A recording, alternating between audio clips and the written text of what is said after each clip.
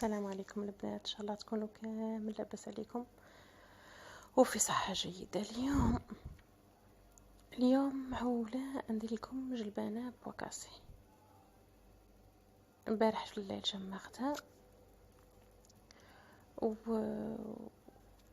واليوم بصباح الحال بارد، ما كنتش معولة كاع نديرها. كي شفت الحال بارد ديسيديت باش نديرها، على خاطر البارح درت سلطة تاع شوربه تاع لسان الطير وبقات لي شويه منها الغدا، وانا راجلي ما يجيش الفطور صافي قولادي، انا ما ساعات كاع ما ناكلش. المهم ما كنتش معوله نديرها، من بعد في صباح الحال بارد درتها. واش درت هنايا؟ انا موجدتها من البارح شمختها، غسلتها مليح، نحيت منها كاع داك النشا وزدت درت لها ما بارد. قطعت فيها حبه بصله، سنينات تاع ثوم، 2 حبات سروديه، حبه بسباس، الزيت، تحبي ديري فيها حبه بطاطا ديري. درت الثوم، الحشاوش، الكرافس والمعدنوس، لي زيبيس، درت فلفل كحل وكمون، ودرت فيها حبه جنب وخروف، ما درتش هنا الملح. المهم هذا هما المقادير الاساسيين اللي نديرهم. تحبي ديري فيها حبه بطاطا ديري، تحبي ديريها بالدجاج ولا ديريها باللحم. انا ما نحبش العدس والجلبانه بواكاسي، ما نشتيش ندير لهم لا لحم لا دجاج، الا اللوبيا اللي اذا كاينين رجلين تاع بقري ولا لحم تاع بقر، صح. بصح هذا ما نحبش ندير فيهم اللحم، صح. الفوائد اللي فيهم يكفوا. كثرة اللحم ثاني ياسر ماهيش موش مفيد ياسر للصحة، وون بليس مش دايما اللحم والدجاج متوفر عندنا. انا ما عنديش دجاج بصح عندي لحم، حبيتش ندير فيها لحم. المهم نحطها على النار، كي تغلي نغلق عليها لاكوكوط ونخليها تطيب. هي صديبون تديلك من نص ساعة ل 45 دقيقة على حسب نوعية الجلبانة. كاينة جلبانة النوعية اللي تطيب في ساعة، وكاينة اللي تدي الطياب.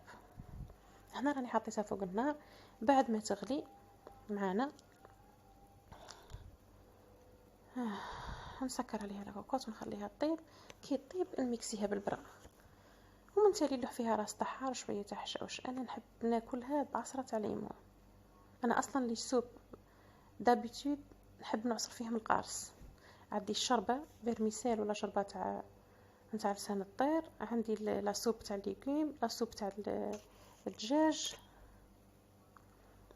اظن كاع نشتي نعصر فيهم الليمون.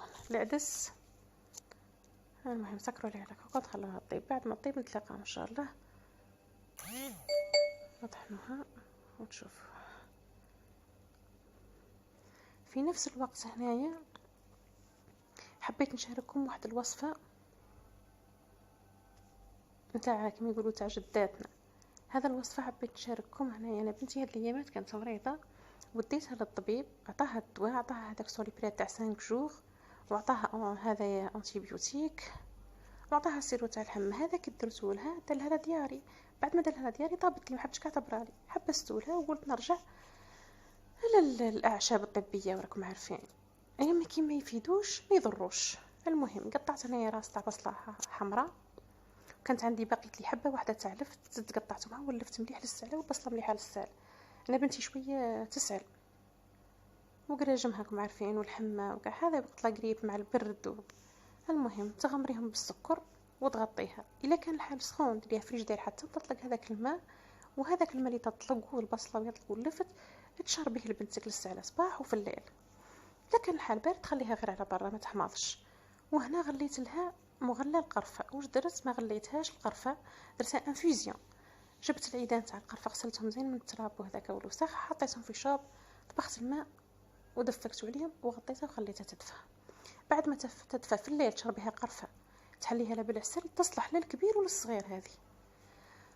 والبصله والاخر كي تطلق الماء تاعها تشربي لها مغرف الصباح ومغرف في الليل. انا هني درتها الصباح، وقلت انا يا خلط تصفى مع ولا ندير لها التيزانه تاع القرفه مع الماء تاع البصله ولا ما شفتونيش هذيك القرعه تاع الدواء اللي وريتها لكم، غسلتها باش نصفي فيها الدواء من بعد.